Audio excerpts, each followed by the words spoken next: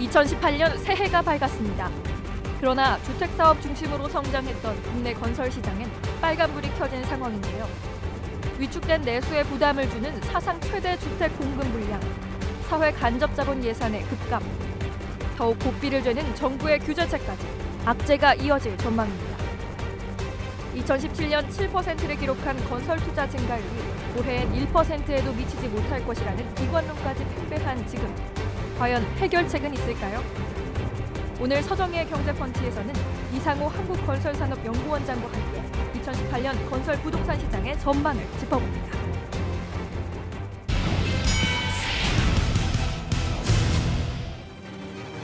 안녕하세요. 서정희의 경제펀치 서정희입니다. 한국 경제의 오늘과 내일을 고민하고 통쾌한 한방으로 문제점까지 해결해보는 경제펀치. 오늘 다뤄볼 주제는 부동산입니다. 새해 들어서 부동산에 대한 여러 가지 염려 얘기도 나오고 기대 섞인 얘기도 나오고 이렇게 섞여서 나오는데요. 이 부동산 문제 항상 어렵죠. 오늘 그래서 비관론도 나오고 여러 가지 걱정도 나오는데 이와 관련해서 좀 두루두루 한번 살펴볼 수 있는 분 모셨습니다. 우리 이상호 건설산업연구원 원장님 모셨습니다. 안녕하세요. 예, 반갑습니다. 안녕하십니까. 예. 뭐 요즘 새해 초라 특히나 건설 올해 국내 부동산 건설 경기에 대해서 많은 질문들 받으실 텐데 예. 뭘 제일 궁금해하던가요? 뭐 많은 분들이 부동산 가격이 오를까 떨어질까 이걸 제일 궁금하게 생각하시는 것 같습니다. 뭐라고 답변하십니까? 지금 시장을 한 방향으로만 이야기하기는 조금 어려운 것 같습니다. 아무래도 공급 물량이 많은 쪽이나 이런 쪽은 역전세단을 비롯해서 특히 지방을 중심으로 해가지고는 매매가 자체가 하락되지 않겠는가 하는 생각을 하고 있고요. 반면에 이제 뭐 서울 강남 같은 경우는 뭐 최근에도 계속 올라가고 있는 거지만 이런 쪽 같은 경우는 또 투자 수요를 비롯해서 여러 가지가 집중이 되다 보니까 좀 올라가는 면도 있지 않는가 그런 생각을 하고 있습니다. 이 건설 부동산 투자라는 것이 사실은 이제 어떻게 보면 아주 거대한 돈의 흐름이기 때문에 일시적으로 이렇게 물꼬를 바꾸고 그러기 쉽지 않습니다. 그럼에도 불구하고 정부가 어떻게 보면은 굉장히 강력한 또 규제 도구를 갖고 있는 게 이쪽 부동산 건설 쪽 아니겠습니까? 그래서 마침 지난해 이제 정부도 바뀌고 그래서 이쪽 분위기가 많이 좀 바뀌었어요. 그래서 올해 부동산 건설 시장 어떻게 관전 포인트를 어떻게 집어보시겠습니까? 몇 가지 주의를 해야 될 변수들이 좀 있다고 봅니다. 아마 이제 가장 많은 분들이 심각하게 보시는 것이 올해 사상 최고 입주 물량이 쏟아질 겁니다. 어느 정도죠? 44만 호 정도. 44만 호. 과거 한 뭐 5년 7년 평균으로 잡아오더라도 30만 원을 넘지 못했는데 44만 원이면 굉장히 많은 물량입니다. 역대 최고치는 아니죠? 역대 최고치입니다. 역대 최고치입니다. 예. 그런 정도의 과잉 공급 물량이 쏟아지는 상황에서 정부의 규제가 작년 8.2 대책 이후 특히 강화되고 있는 것도 큰 문제입니다. 이미 뭐 금리 인상도 기정사실화되어 있는 거고 계속 올라갈 거라고 보고 있는 상황에서 각종 이제 금융 규제가 강화가 될 것이고 또 거기다가 이제 여러 가지 양도세 중과라든지 뭐 이런 문제도 있고 또 최근에 와서는 보유세 문제까지 또 거론이 되고 있는 상황이다 보니까 이런 규제에 대해서 아마 시장에서 굉장히 많이 관심을 가지고 계속 지켜보고 있지 않나 하는 생각입니다. 입주 물량이 이렇게 좀 역대 최고치라고 할 정도로 크게 공급이 될 텐데 그 지역이 어딘지 몰라도 요즘에 왜 이렇게 근데 부동산 값은 오르는 겁니까? 주택 앞서 처음 말씀드렸다시피 전국의 모든 주택 가격이 다 오른 건 아닙니다. 오른 지역은 오히려 소수라고 볼 수가 있을 것 같습니다. 그래서 대부분의 지방 같은 경우는 안정세 내지는 좀 떨어지는 양상을 보이고 있습니다. 근데 다만 이제 특정 지역, 일부 지역 중심으로 좀 오르고 있죠.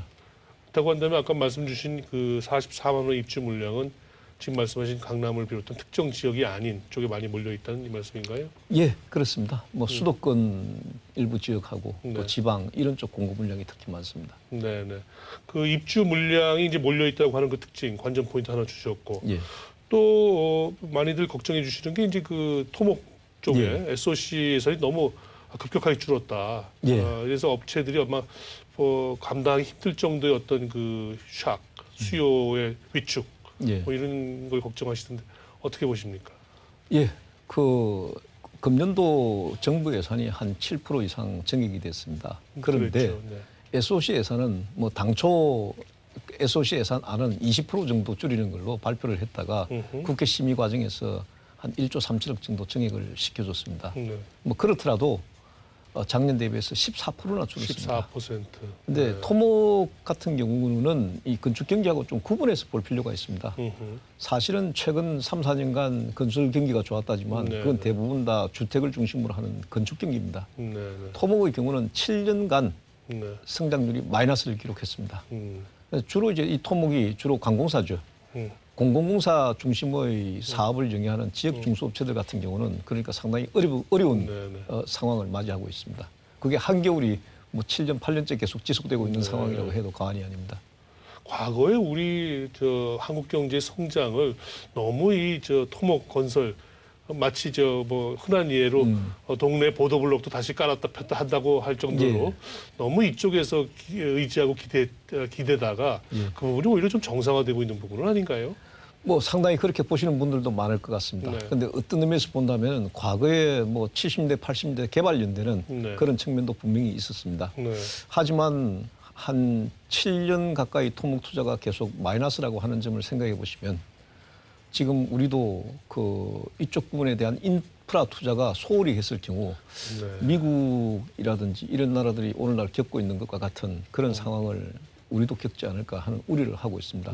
미국만 하더라도 80년대 이후에 사실은 이 인프라 투자를 별로 안 했었거든요. 그러다 보니까 지금 미국의 인프라 수준이 열악한 것이 그게 미국 국가 경쟁력의 가장 큰 걸림돌이라고 이야기하지 않습니까? 뭐 당장 이달 말에 트럼프 대통령의 1조 달러 인프라 투자 계획도 발표가 될 예정입니다. 그래서 그렇게 생각해 보시면은 지금 우리도 토목 투자라고 하는 것도 인프라 투자라고 하는 것도 경제 성장하고 발을 맞춰 가지고 적절한 수준으로 계속해서 해야 되지 않느냐 저는 그런 생각을 갖고 있습니다. 말씀 주신 그런 SOC 예산의 어떤 그 급격한 절벽 같은 그런 축소 이 부분을 좀 보완하는 측면에서 뭐 새 정부도 나름 고민은 많이 있나 봐요. 뭐 주거복지 로드맵 하면서 이제 그쪽을 좀 보완한다고 그러는데 이게 좀 도움이 될까요? 지금 주거복지 로드맵뿐만이 아니라 도시재생 사업 요거하고 같이 하루빨리 이게 당초 계획대로 된다면 아마 건설 투자를 보완하는데 어느 정도 도움은 될 겁니다. 근데 그것도 대부분이 보면은 뭐 주거복지 로드맵도 공공주택을 공공 분양까지 포함해가지고 한 100만 호 공급하겠다는 거 아닙니까? 또 도시재생도 이건 너무 소규모로 해가지고 작은 프로젝트 중심으로 해가지고 하는데 뭐 경제에는 그게 큰 영향을 못 주더라도 어쨌든 뭐 주택 건설 물량은 조금 창출이 될 겁니다. 근데 그것도 대부분 다 건축 쪽입니다. 건축 쪽에 초점이 가 있는 것이고 토목이라고 보기는 어렵지 않나 하는 생각입니다. 이런 그 건설 투자 쪽에 정부 예산을 직접 투자하는 부분은 좀 줄었다 하더라도 좀 이렇게 뭐라 그러죠? 민간 투자 사업이 있습니다. 사업을 활성화시키면은 그런 쪽으로 또 좀 그거는 건설업계에서도 굉장히 바라는 사안인데 우리나라 지금 민간 투자 사업이라고 하는 것이 정점 대비해서 10분의 1 수준으로 줄었습니다. 거기다가 최근에 와서는 오히려 이 민간 투자 사업도 공공성을 강화하자 이런 쪽으로 정책의 방향이 전환되면서 사실은 민간 투자 사업도 지금 건설업계로서는 거의 기대를 하기 어렵지 않나 그런 생각을 하고 있습니다. 과거 이제 민간 투자 사업 쪽이 너무 이제 그 기대 수익률인가요? 그 보장을 너무 많이 해줘서 너무 폭리를 취한다 뭐 이런 비판들이 좀 있긴 있었어요. 초기에 이제 그런 비판들을 많이 받았습니다. 그게 이제 결국은 최소 운용 수입 보장 제도라고 해가지고 그 제도를 운영하던 시절에 일시적으로 그런 양상이 벌어졌었는데 사실은 그것도 민간 투자 사업에 대해서 정부가 재정 지원을 해준 방식을 그런 제도로서 표현을 해준 것인데 지금도 만약에 고속도로 통행료든 뭐든 이런 것을 민자도의 통행료를 낮추려면 정부의 재정 지원이 따라가면은 통행료를 낮출 수가 있습니다. 그래서 이거는 이 제도를 어떤 시각에서 보느냐에 따라서 상당히 다른 어떤 해석을 할 수가 있을 것 같습니다. 그런데 어쨌든 뭐 과거의 어떤 민간 투자 사업이라고 하는 것 자체가 문제가 있는 부분들은 상당히 좀 있었다고 봅니다. 있었던 것인데 지금 현재 우리가 정부가 재정 투자도 안 하는 상황에서 민간 투자 활성화를 현실적으로 어렵게 만드는 것은 그건 조금 문제가 있지 않나 그런 생각입니다. 그 뭐 미국이 먼저 금리를 올리기 시작했습니다만 우리나라 국내 경기는 뭐 그렇게 미국만큼 그렇게 확연하게 뭔가 좀 좋아지고 있다 이렇게 말들은 많이 안 하고 있어요. 맞습니다. 근데 아무튼 미국 금리 인상을 따라서 우리가 불가피하게 이제 올린 측면도 있는 것 같긴 한데 그 이면에는 또 부동산에 대한 대책으로서 금리를 좀 손을 댄 측면도 강하다는 얘기를 좀 많이 듣고 있습니다. 어떻게 지난번 금리 인상 잘 한 겁니까? 어떻게 보십니까? 저는 잘했다고 봅니다. 네. 순서상으로 생각해 보더라도 이미 뭐 미국 같은 경우는 그 이전부터 기준금리를 인상을 했고 네. 어떻게 본다면 우리나라에서 금리를 빨리 선제적으로 더 못 올렸던 이유 중에 하나도 가계부채가 너무 많고 또 이제 부동산 시장에 미치는 영향까지도 좀 생각을 한 면도 좀 있지 않을까 그런 생각도 갖고 있습니다. 네. 그래서 어쨌든 금리는 지금 정상화를 하는 과정이라고 저는 생각을 하고 있습니다. 근데 아무튼 그럼에도 불구하고 금리에 손을 대고 그럼에도 불구하고 지금 뭐 물론 특정 지역입니다. 이걸 중심으로 그렇긴 합니다만 부동산 값이 이 정부 들어서 더 급격하게 오른다는 소리가 자꾸 나오고 있거든요. 왜 그렇게 보세요? 근본적인 이유가 또 따로 있을까요?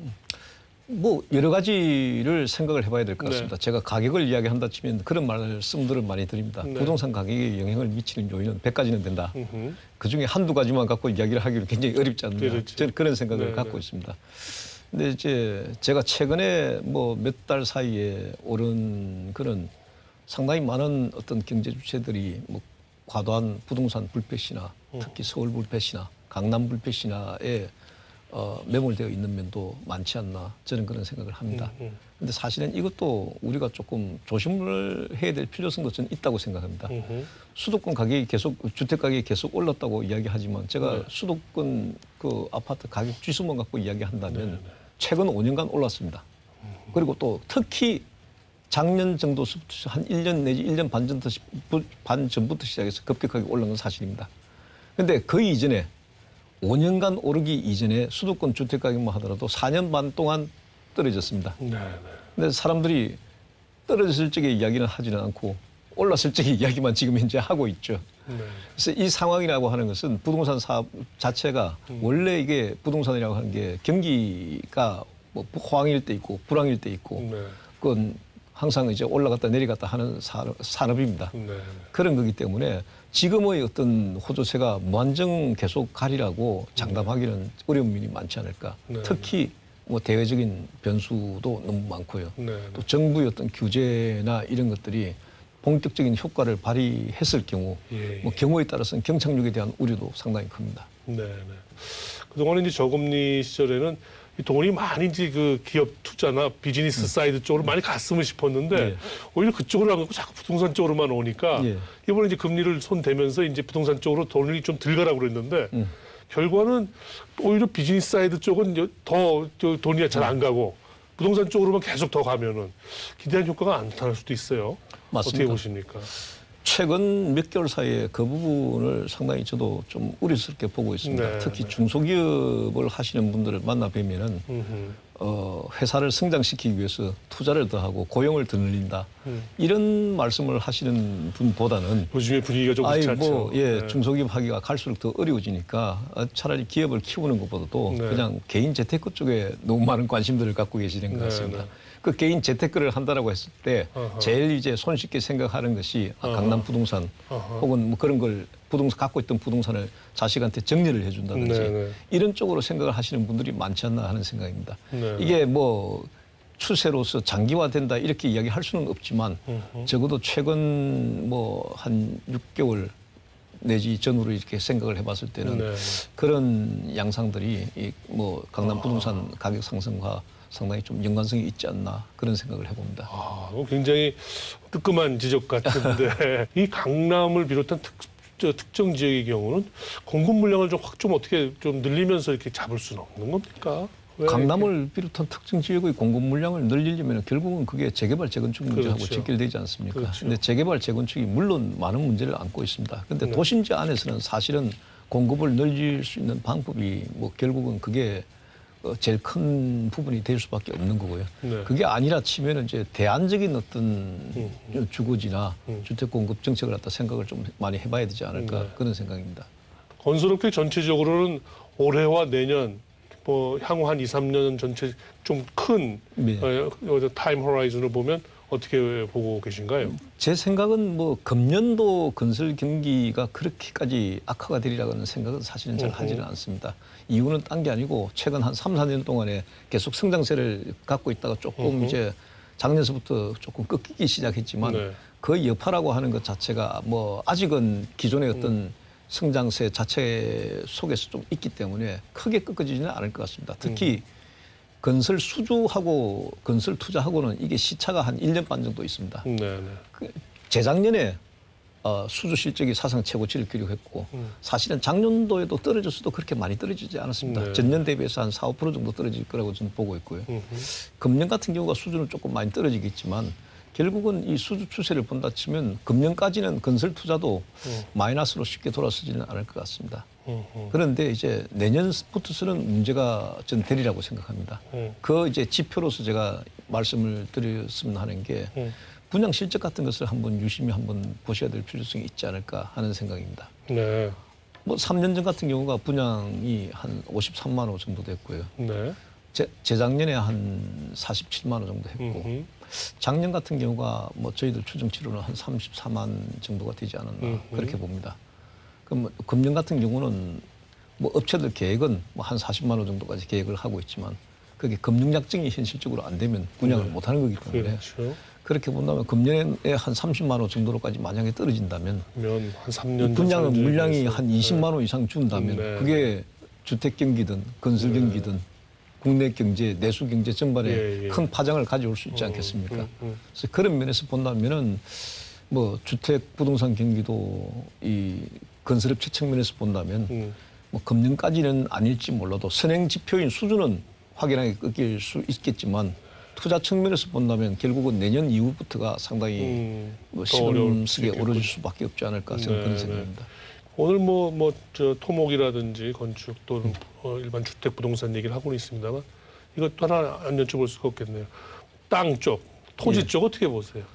토지 쪽은 지금까지 이미 많이 올랐습니다. 네. 많이 올랐고 결국 이 토지의 문제는 뭐 제가 생각할 적에는 결국은 국가 경제 전체 내수 경제 자체가 어떻게 갈 거냐 또 이런 문제하고 직결되는 부분인데 비단 이제 뭐 개인이 뭐 재테크 차원에서 투자하는 주택 문제하고는 또 다른 걸 거라고 저는 봅니다. 네. 산업 활동이나 생산 활동이나 이게 많이 이루어지면 이루어질수록 또 토지에 대한 수요도 계속 늘은 그거예요.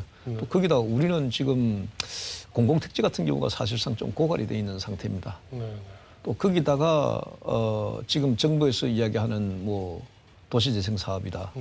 뭐 이런 그다음 주거복지 로드맵에서 이야기하는 공공임대주택 공급 뭐 등등도 있기 때문에 뭐 보기에 따라서는 그쪽 같은 경우도 상당히 좀 어떤 그런 정책들 자체가 토지가 상승을 불러일으킬 수 있는 그런 도화선이 될 수도 있습니다. 건설 쪽이 사실 또 인력 고용을 많이 하는 그런 업종 아니겠습니까? 그렇습니다. 그래서 이 부분이 조금 이렇게 꺾이게 되면 이 정부에서 기대하는 좀 고용이나 이런 부분에서도 사실은 마이너스 효과가 불가피할 것 같긴 한데. 일자리 창출 측면에서 본다면 뭐 제일 영향력이 큰 게 건설업입니다. 그래서 저희 연구원에서도 한국은행 산업민감표 가지고 분석을 해봤지만 SOC 예산을 작년 대비해서 한 3조 천억 정도 14% 줄였으면은 일자리가 어느 정도 줄어들 건가? 저희가 계산을 해봤을 적에는 한 4만 3천 개 정도가 줄 거라고 보고 있습니다. 근데 이제 이건 SOC 예산만 본 거고 만약에 주택 분양 물량이 이를테면 한 20만 호 정도 착공 물량이 준다면 그건 일자리에 미치는 파장은 엄청날 겁니다. 작년 말로 보면은 건설업 취업자 수가 한 200만 명 정도를 기록하고 있습니다.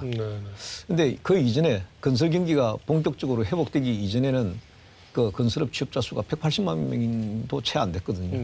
그럼 한 20만 명 정도가 더 늘었는데 이게 향후에 건설 경기나 부동산 경기가 어떻게 되느냐에 따라서 상당히 큰 영향을 받을 수 있을 거라고 봅니다. 아무튼 이 정부에서는 뭔가 저 부동산과 관련해서는 풀어주기보다는 좀 규제하는 이런 쪽 정책 흐름을 확연히 일단 제신을 하고 있어요. 아니 뭐 특정 지역 강남을 중심으로 특정 지역 일부만 그렇게 집값이 이렇게 폭등하고 오르는 거라면 이건 놔두면 되는 거 아닙니까? 근데 다른 지역만 뭐 안정화돼 있으면 사실은 파급 효과가 있습니다. 주변 지역으로도 파급 효과가 있는 거고 특정 지역에서 있었던 일이 그 지역에만 한정되어 있는 거라면 모르겠지만 다른 지역의 파급 효과도 있는 거기도 하고요. 또 그다음에 이제 어떤 이런 것 자체가 사회 내부에서 또 불평등 심화 문제 이런 거하고 같이 연계가 되기 때문에 네네. 결국은 정부가 나서서 뭐 어떤 세제 개편의 문제든 뭐 여러 가지를 고민을 할 수밖에 없을 거라고 저는 봅니다. 네네. 요즘에 뭐 아주 그 어디 가나 나오는 용어 중에 하나가 4차 산업혁명인데요. 예. 건설업도 이와 관련이 있나요? 직결되죠. 아 그렇습니까?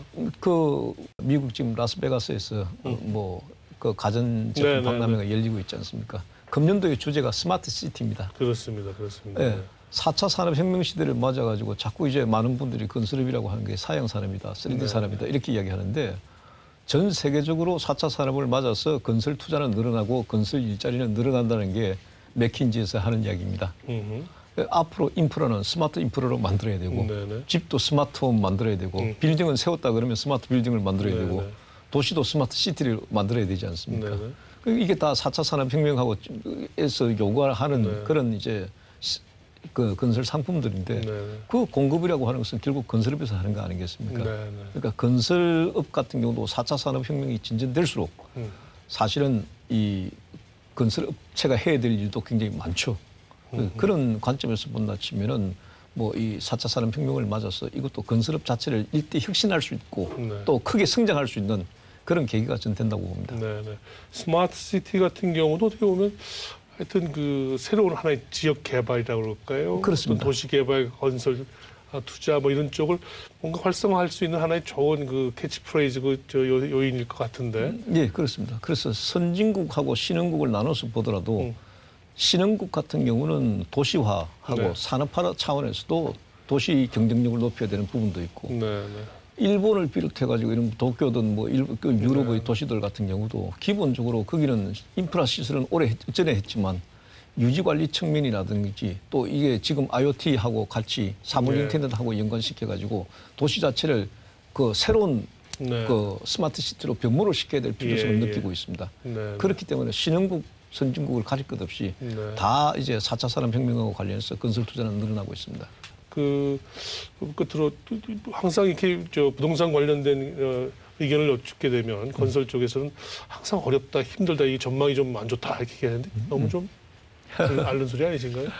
아이 뭐 그 의미는 실제로 안 좋아서 그런 면도 있겠지만 네. 결국은 어떻게 본다면 그런 상황을 만들지 않기 위해서 네. 어떤 노력을 해봐야 되는 거 아니냐 그런 네. 차원에서 보시면 되지 않을까 하는 생각입니다. 네, 네. 항상, 지금도 뭐 건설 경기 자체가 사실은 뭐 금년도 작년에 비해서는 예.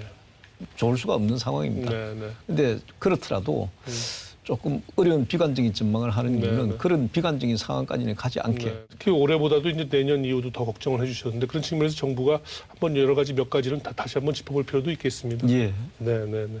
지금까지 우리 이상호 건설산업연구원장님 모시고 올해 이후에 어떤 건설 부동산 시장에 대한 이모저모를 한번 짚어봤습니다. 오늘 말씀 감사합니다. 예, 감사합니다.